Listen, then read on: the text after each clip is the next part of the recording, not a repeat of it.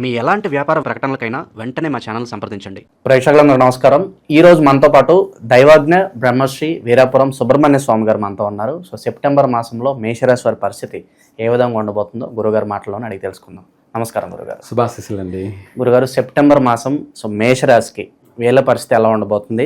ఏళ్ళనాటి చలిలో ఉన్నారు, అందులోనూ ఈ సెప్టెంబర్లో చంద్రగ్రహణం కూడా ఉంది. దీని తాలూకు ఇంపాక్ట్ కావచ్చు, ఏళ్ళనాటి శని ఇంపాక్ట్ కావచ్చు, ఓవరాల్గా ఇంకా ఎలాంటి జాగ్రత్తలు తీసుకోవాలి మేషరాశి వాళ్ళు? మంచి విషయమే అడిగారు. మేషరాశి వాళ్ళకి మనకు ఈ యొక్క సెప్టెంబర్ నెల అంటే భాద్రపద మాసం, ఈ మాసంలో వచ్చేటప్పటికి కొన్ని విషయాలలో వ్యతిరేకతలు ఎక్కువగా ఉన్నాయి. కొన్ని విషయాల్లో అంటే ఆరోగ్యపరమైనటువంటి విషయాలలో ఆ రాశి వారికి, మేషరాశి వారందరికీ కూడాను ఆరోగ్యపరమైనటువంటి విషయాల్లో జాగ్రత్తలు ఉండాలి. జ్వర పీడితులు అయ్యే అవకాశం ఉంది.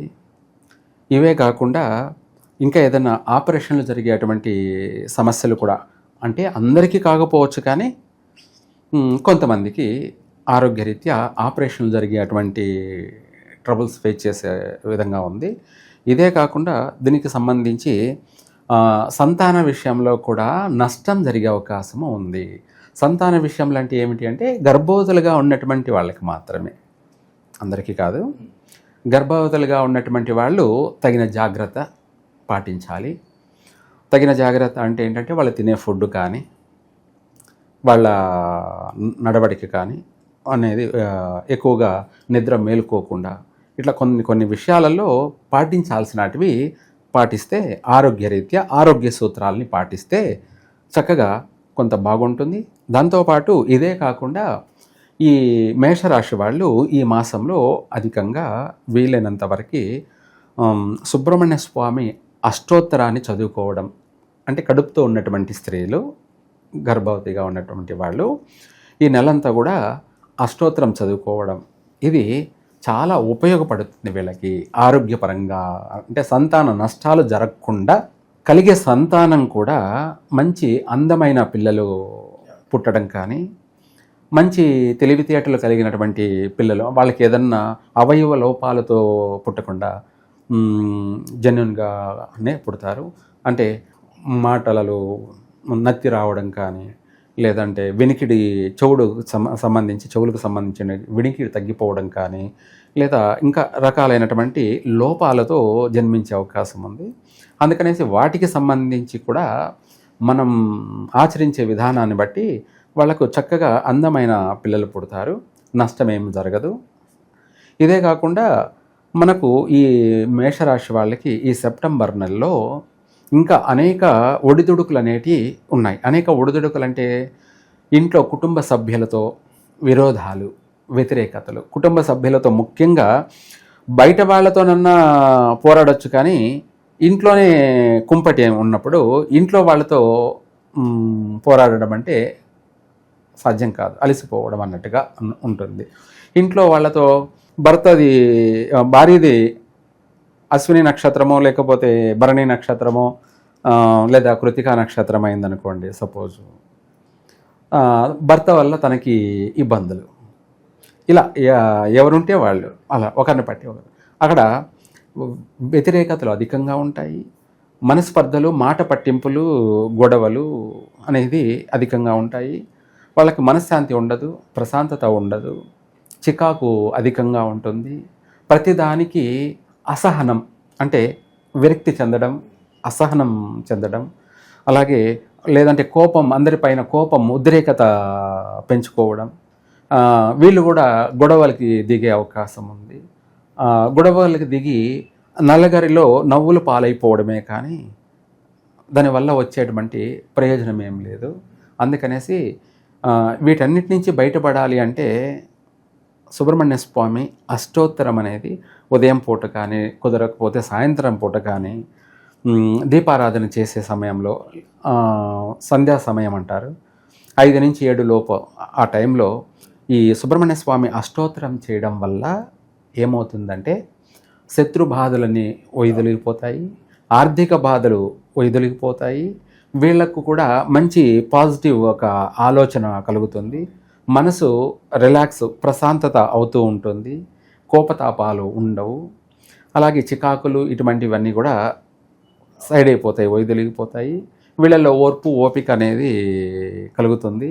రెండోది వీళ్ళకు కడుపుతో ఉన్నారు కాబట్టి వీళ్ళకు కలగబోయే పిల్లలు కూడా మంచి రూపురేఖలతోటి, మంచి తెలివితేటలతోటి, వాళ్ళకి ఎటువంటి నష్టం జరగకుండా చక్కగా పిల్లలు పుట్టడం, తర్వాత కూడా వాళ్ళు సంపూర్ణ ఆయుష్తో కూడుకున్నటువంటి పిల్లలు జన్మించడం, ఈ విధమైనటువంటి అనుకూలత కలుగుతుంది.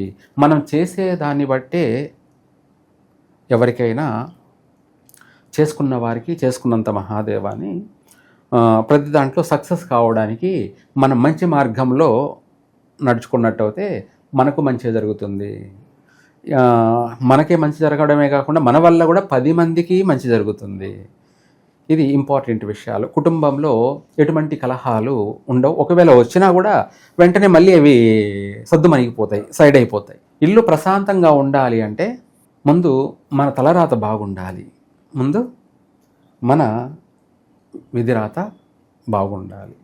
కాబట్టి దానికోసం మనం ఏం చేయాలో అలా చేయాలి. ఇంకా కూడా చెప్పాలి అంటే ఈ రాశి వాళ్ళనే కాకుండా ఏ రాశి వాళ్ళైనా కూడా ప్రతి రాశి వాళ్ళు కూడా విభూది 5 రేఖలతోటి విభూతి ధారణ చేసుకున్నట్టయితే వాళ్ళ తలరాత అనేది సరి చేసుకోవడం. ఏమిటి సరి? తలరాతని కరెక్ట్ చేసుకోవడం, శుభ్రం చేసుకోవడం, ప్రతిదాన్ని కరెక్షన్ చేస్తాం కదా, ఆ విధంగా ఇలా 5 రేఖలు విభూతితో తీసినట్టయితే వాళ్లకు 10,000 శుభాలే కలుగుతాయి. 10,000 శుభాలు కలుగుతాయి. దాన్ని ఓం భౌతిర్భౌతికరి పవిత్ర జనని అంటే మనల్ని పవిత్రం చేస్తుంది. పవిత్ర జనని వాపోగ విధ్వంసని సర్వ ఉపద్రవనాశిని సర్వార్థ సంపత్కరి. ఎటువంటి ఉపద్రవాలైనా కూడా మన దరిదాపులకు కూడా రావు. రావాల్సిందే ఉన్నటి కూడా సైడ్ అయిపోవాల్సిందే. సర్వ ఉపద్రవ నాశిని సర్వార్థ సంపత్కరి. మనకు ఏ పని చేసినా కూడా మన ప్రయత్నం, చిరు ప్రయత్నం అంటే చిన్న చిన్న ప్రయత్నాలు చేసినా, పెద్ద ప్రయత్నాలు చేసినా కూడా తప్పకుండా కలిసే వస్తుంది. దాని ద్వారా సంపద, ఆదాయం కలుగుతుంది. వ్యాపారం చేసే వాళ్ళకి వ్యాపార రీత్యా, అలాగే జాబ్ చేసుకునేటువంటి వాళ్ళకి జాబ్ రీత్యా, ఎవరికి ఏది కావాలనో అది నెరవేరుతుంది. ఇలా విభూది ధారణ చేయడం వల్ల తిరుగులేదు. మేషరాశి వాళ్ళకి తిరుగు లేదు. ఇక చంద్రగ్రహణం తాలూకు ఇంపాక్ట్ అనేది ఎలా ఉంటుందంటారు వీళ్ళ మీద? మంచి మాట అడిగారు.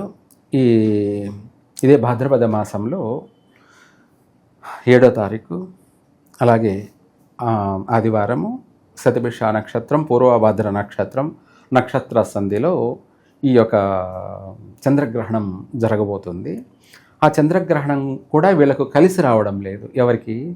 మేషరాశి వాళ్ళకి. అందుకనేసే మనం ఇందాక కూడా అనుకోకుండా చెప్పాం కూడా, ఏది? విభూది ధారణ. ఆ విభూది ధారణ ఉన్నంత వరకు 10,000 చంద్రగ్రహణాలైనా కూడా ఏమీ చేయలేవు.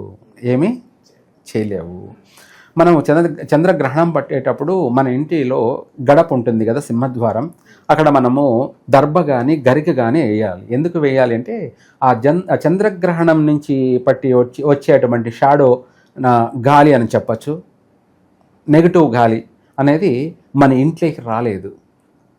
అక్కడే అదే లక్ష్మణ రేఖ అంటారు కదా, ఆ టైప్లో ఆ దర్భ ఉండడం వల్ల ఆ గడప నుంచి లోపలికి నెగిటివ్ గాలి రాదు. ఒకవేళ వచ్చినా అక్కడి నుంచి ఫిల్టర్ అయ్యి పాజిటివ్ గాలి మాత్రమే లోపలికి రావాల్సిందే.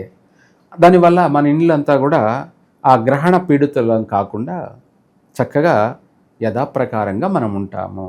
గ్రహణ యొక్క దోష ప్రభావం మనకు ఏ విధంగానూ నష్టం ఉండదు. అందులోనూ ఇందాక మనం చెప్పుకున్నట్టుగా ప్రతి ఒక్కరు కూడా విభూది ధారణ చేసుకోవడం వల్ల ఈ గ్రహణ యొక్క దోషం నుంచి బయటపడతారు. ఎంత పెద్ద నెగిటివ్ అయినా కూడా వైదొలిగిపోతుంది. మామూలుగా గ్రహణ దోష ప్రభావం అనేది మేషరాశి వాళ్ళకి కాస్త అధికంగానే చికాకులు, నష్టాలు, కష్టాలు కలగచేస్తున్నది. అందుకనేసి కలిసి రావడం లేదు ఈ గ్రహణము. దాన్ని కూడా మనం కలిసి వచ్చేలాగా చేసుకోవడమే మనిషి చేసే ప్రయత్నం. ఆరోగ్యరీత్యా కొన్ని విషయాలలో బాగలేనప్పటికీ ఆర్థికపరమైనటువంటి విషయాలలో మామూలుగా సెప్టెంబర్ మాసం అనేది భాద్రపద మాసం సెప్టెంబర్ నెలలో ఓవరాల్గా రాశిరీత్యా బాగలేకపోయినా గ్రహణ ప్రభావం వల్ల ఆర్థికపరమైనటువంటి లాభాలు ఉన్నాయి. ఓకే, అర్థమైంది కదా. మామూలుగా మేషరాశి వాళ్ళకి ఈ సెప్టెంబర్ నెలలో ఆర్థికపరమైన విషయాల్లో కానీ ఇంకా కొన్ని విషయాలలో బాగలేనప్పటికీ ఈ గ్రహణం అనేది చంద్రగ్రహణం వల్ల ఆర్థికపరమైనటువంటి విషయాలలో కలిసి వచ్చే అవకాశం కూడా ఉంది. ఈ గ్రహణం యొక్క ప్రభావం ఆర్థికంగా బాగుంటుంది. ఆరోగ్యపరమైనటువంటి విషయాలలో కానీ ఇంకా కొన్ని విషయాలలో వీలైనంత వరకు జాగ్రత్త పాటించాలి. అది ఇందాక మనం చెప్పుకున్నట్టుగా సుబ్రహ్మణ్య స్వామి అష్టోత్తరాన్ని ఆ రోజు పఠించడం కూడా వీళ్ళకు పూర్తిగా ఆర్థిక పరంగానే కాకుండా ఆరోగ్యపరంగా కూడా చక్కగా కలిసి వచ్చే మార్గాలు అయితే ఉన్నాయి. సో విభూతి ధారణ చేసుకుంటే కాస్త కలిసి వస్తుంది అంటారు. మంచిది. సో గోచార పరంగా పాజిటివ్ అంటే ఏం చెప్తారు వీళ్ళకి ఈ నెల? వాస్తవంగా చెప్పాలి అంటే బాగలేదనే బాగుండడం కోసమే ఇందాక మనము రెమెడీస్ విభూది రెమెడీ అనేది తిరుగులేంది. ఇంకా ఇప్పుడు బ్రహ్మ రాసినటువంటి రాతని మనం పుట్టుకతోనే మన భూమిపైకి రాకముందే, మనము ఇంకా జన్మించక ముందే మన తలరాతంతా రాసినటువంటి రాతని కూడా సరిచేసేటువంటి శక్తి కలిగినది విభూది ధారణ. దాని యొక్క మంత్రము, దాని యొక్క అర్థం పూర్తిగా కూడా చెప్పలేదులేండి. కాకపోతే సర్వార్థ సంపత్కరి, భూత ప్రేత పిశాచ రాక్షస గణారిష్టాది సంహారిణి, ఎటువంటి చెడు దృష్టులనైనా కూడా వెంటనే ఇమ్మీడియట్లీగా నాశనం చేసేస్తుంది. భూతాలు, ప్రేతాలు, పిశాచులు, రాక్షసాదులు, వీటితో పాటు మనిషి యొక్క దృష్టి దోషాలు లేదంటే ఇప్పుడు చెప్తుంటారు కదా చేతబడులు, లేదంటే ప్రయోగాలు, లేదంటే వానామతులనే, ఇటువంటివన్నీ కూడా ఏమీ చేయలేవు. వీళ్ళని దరిదాపులు కూడా రాలేవు. తిరిగి రివర్స్ అయిపోతాయి. రివర్స్ అయిపోతుంది. ఆ విభూతి ధారణ మనలో ఉన్నంత వరకు ఎటువంటి 10,000 భూత ప్రేత పిశాచ రాక్షసాదులైనా కూడా పారిపోవాల్సిందే.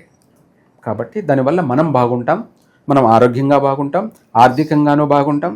రెండోది మనం బాగుండడమే కాకుండా మనం 10 మందిని బాగుండేలాగా కూడా చేయగలం. అలా కలిసి వస్తుంది. దాంతోపాటు కూడా ఈ యొక్క ఇంగ్లీష్ సంఖ్యాశాస్త్ర ప్రకారంగా న్యూమరాలజీ ఇది కూడా ఇప్పుడు అనేది ఇది వాస్తవం. ఇది ఎందుకంటే మన వాళ్ళంతా కూడా ఇప్పుడు ఇంగ్లీషు వాడకమే వాడుతున్నారు. కాబట్టి మనకు ఈ యొక్క మనం ఫోన్ నెంబర్లు తీసుకుంటున్నాం అంటే, ఒక సిమ్ కొనుక్కుంటున్నా, లేదా ఒక బైక్ కొంటున్నా, లేదా ఒక కారు కొంటున్నా, అవి కూడా మనకు కలిసి రావాలి. ఎందుకంటే ఇప్పుడు నీకు నేను ఫోన్ చేయాలంటే నీ నెంబర్ టైప్ చేయాలి. నా నెంబర్ నీకు వస్తుంది కాల్ చేస్తే. అప్పుడు నా నెంబరు అనేది నాకు పాజిటివ్ ఇవ్వాలి కదా. కాబట్టి ఈ రాశి వాళ్ళకి పాజిటివ్ ఇచ్చే నెంబర్లు కలిసి వచ్చేటివి. ఆ ఫోన్ నెంబర్లు 10 అంకెలు ఇవే ఉండాలి.